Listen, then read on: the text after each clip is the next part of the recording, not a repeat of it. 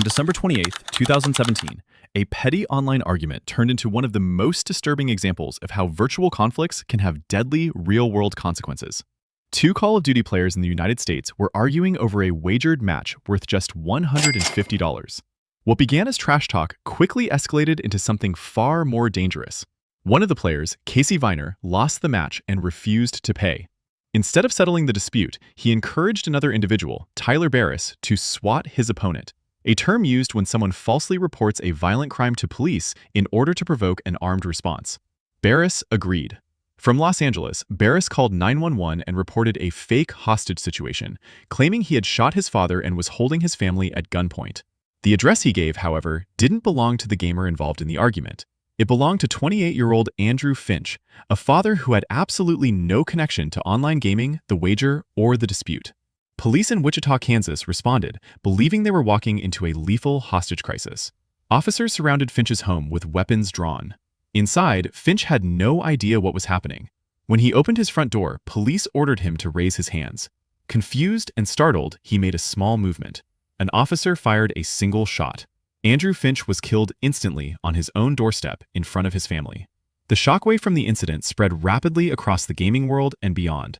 A man had lost his life not because of violence or crime, but because of a fake phone call over a video game argument. Investigators quickly traced the call back to Barris, who had a history of false emergency reports. Barris was eventually sentenced to 20 years in federal prison. Casey Viner, whose actions initiated the swatting request, also faced charges and received a reduced sentence. Authorities emphasize that swatting is not a prank. It is a serious criminal act with potentially fatal consequences. The death of Andrew Finch stands as one of the most avoidable tragedies linked to online gaming culture, proving that words spoken behind a screen can carry irreversible consequences in the real world. John Pormanov, whose real name was Raphael Graven, was a 46-year-old French content creator known for pushing himself to extreme physical and mental limits. His audience followed him for endurance challenges that blurred the line between entertainment and self-destruction. But on March 17, 2025, one live stream went further than anything before, and it ended in tragedy. Pormanov announced a 10-day non-stop endurance broadcast on the streaming platform Kick. The concept was simple but dangerous. Remain live for 10 days straight while viewers paid to trigger loud sounds, flashing lights, and disruptions designed to prevent him from sleeping. The longer he lasted, the more money the stream generated. By the 5th day, his condition had clearly deteriorated. He struggled to speak, lost track of time, and experienced frequent microsleeps on camera. His movements became slow and uncoordinated. Despite the obvious warning signs, the stream continued. What viewers didn't know was that Pormanov had signed a contract requiring him to complete the full event, regardless of his physical or mental state. As the days progressed, the challenges escalated. He was pressured into humiliation segments and encouraged to consume substances later confirmed to contain extreme levels of caffeine, alcohol, and stimulant compounds. His heart rate appeared elevated, his hands shook constantly, and his emotional state became unstable. On day 8, at approximately 2:13 a.m., Pormanov complained of chest pain and difficulty breathing. His speech became slurred, and he repeatedly asked to stop. Instead of ending the stream, the production team muted his microphone and kept the broadcast live. At 4:27 a.m., viewers watched in real time as he clutched his chest, stiffened suddenly, and collapsed forward in his chair. For the next 17 minutes, the camera continued rolling, while his body remained motionless. No one entered the room. His final shallow breaths were captured on livestream. Jean Pormanov died alone, live on camera, while thousands watched, raising serious questions about exploitation, platform responsibility, and how far online entertainment is willing to go for profit. On July 19, 2015, a tragic event unfolded inside a small internet cafe in Pampanga, Philippines, one that would later serve as a stark warning about the dangers of extreme gaming and physical neglect. A 17-year-old boy entered the cafe early in the day, logged into Minecraft, and began what seemed like an ordinary gaming session. No one realized it would be his last. According to staff and witnesses, the teenager remained seated at the same computer for nearly 3 consecutive days. He played for hours without meaningful breaks, standing only occasionally to stretch or briefly rest his head on the desk. He barely ate, drank very little water, and showed clear signs of exhaustion. Despite this, he continued playing, focused entirely on the game in front of him. By the second day, employees began to feel uneasy. His posture slumped, his eyes appeared unfocused, and he responded slowly when spoken to. Friends who visited him noticed he was pale and struggling to stay alert. Still, no one intervened, assuming he was simply pulling an extreme gaming marathon.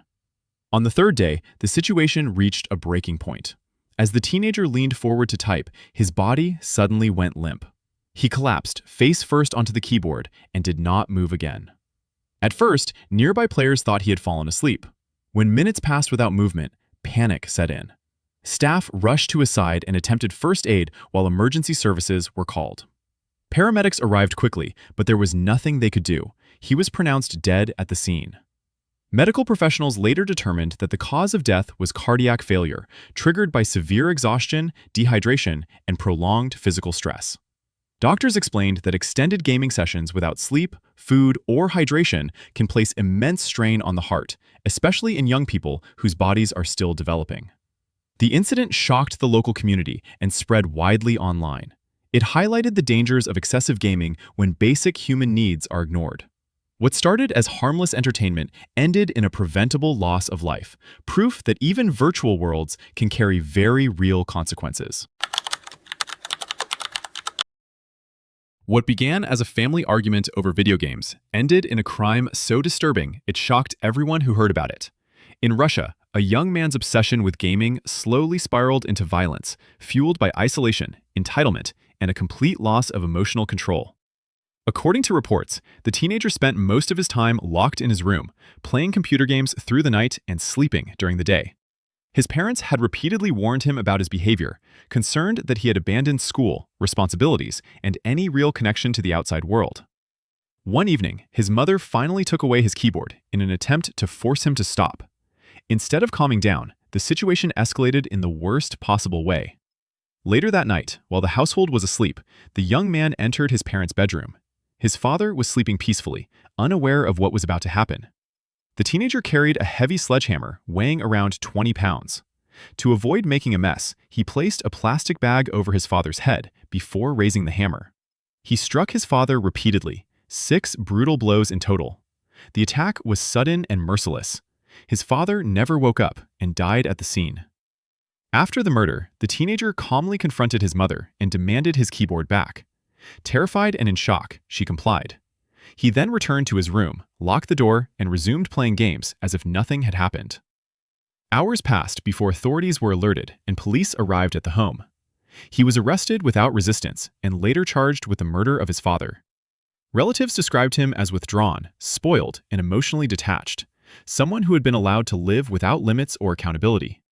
Investigators noted that he chose to attack his father instead of his mother because he feared his father would physically stop him.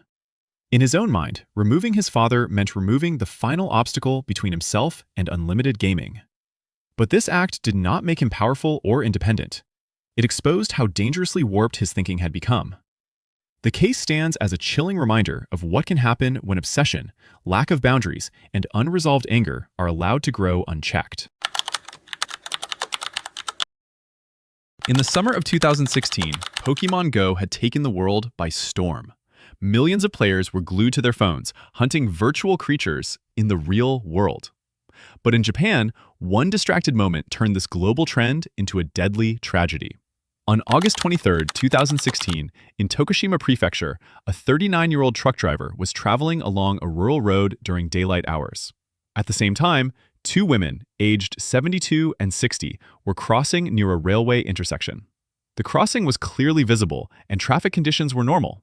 There were no sudden obstacles, no poor weather, and no mechanical failure. What the driver was focused on instead was his phone.